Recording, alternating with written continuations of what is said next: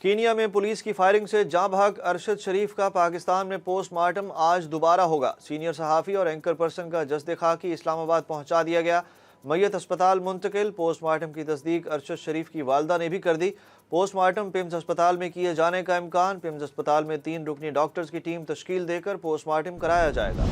Senior सहाफ़ी अरशद शरीफ के Kenya में कत्ल की तहकीकात के लिए वजारत दाखिला ने आला सतह की तहकीकाती कमेटी तश्कील दे दी। कमेटी में हसास इदारों के अफसरान शामिल। कमेटी मामले की तहकीकात के लिए फौरी तौर पर कीनिया जाएगी। कीनिया में पाकिस्तानी हाई कमीशन कमेटी की मामलत करेगा। कमेटी तहकीकात मुकम्मल करके वजारत दाखिला को रिपोर्ट पेश करेगी। अरशद शरीफ के कत्ल के वाक़े की मुकम्मल तहकीकात होनी चाहिए। पाक फौज का हुकूमत से मुतालबा।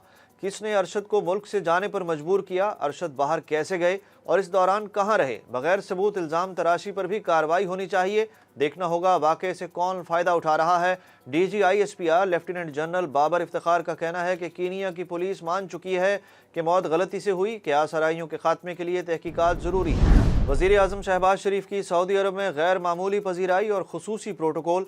वज़ीर आज़म की रियाज़ में सऊदी वली अहद से 1-on-1 मुलाकात। रियाज पहुंचने पर सऊदी वली अहद शहजादा मोहम्मद बिन सलमान ने वज़ीर आज़म का पुरतपाक इस्तकबाल किया।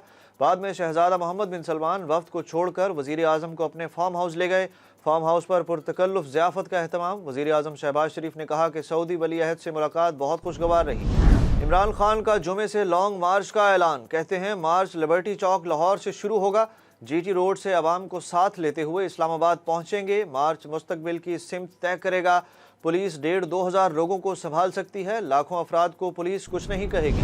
PTI चेयरमैन इमरान खान कहते हैं मुझे अब पूरा यकीन हो गया है कि ये इलेक्शन नहीं करवाएंगे। इस्लामाबाद में कांपे टांग रही हैं, इसलिए सिंध से इजाफी पुलिस बुलवाई गई। हमारी हुकूमत के खिलाफ 3 लॉन्ग मार्च हुए। बिलावल और फजलुर रहमान आए तो हमने कहीं से इजाफी पुलिस नहीं बुलवाई। हमारा एहतजाज पुरअमन होगा। ये सिंध से पुलिस क्यों बुला रहे हैं? क्या वाकई रूस की तरफ से यूक्रेन के खिलाफ जौहरी हथियारों के इस्तेमाल का खतरा है? जो बाइडन ने यूक्रेन में जौहरी हथियारों के इस्तेमाल पर रूस को खबरदार कर दिया। मीडिया से गुफ्तगू करते हुए अमरीकी सदर जो बाइडन ने कहा कि मैं आपको अभी कोई गारंटी नहीं दे सकता, लेकिन इतना ज़रूर कह सकता हूं कि रूस ने अगर यूक्रेन पर जौहरी हथियार इस्तेमाल किए तो वो बहुत बड़ी गलती होगी। कनाडा के सबसे बड़े सूबे ओंटारियो के म्यूनिसिपल इलेक्शन में 7 पाकिस्तानी निजात उम्मीदवार कामयाब। मीडिया रिपोर्ट्स के मुताबिक टोरंटो की तारीख में पहली बार एक पाकिस्तानी कैनेडियन उम्मीदवार आसमा मलिक मुंतखब हुई हैं। T20 वर्ल्ड कप सुपर 12 मरहला आयरलैंड और इंग्लैंड मध्य मुकाबिल। टॉस जीतकर इंग्लैंड की दावत पर आयरलैंड की बैटिंग। आज दूसरा मैच अफगानिस्तान और न्यूजीलैंड के दरमियान होगा। और साबिक अहलिया पर तशद्दुद की तस्वीर वायरल होने पर फिरोज खान का रद्द-ए-अमल सामने आ गया। अदाकार ने इंस्टाग्राम पर जारी स्टोरी में कहा कि मैं खुद पर लगने वाले और सोशल मीडिया पर ज़ेरे गर्दिश बेबुनियाद झूठे इल्ज़ामात की तरदीद करता हूँ।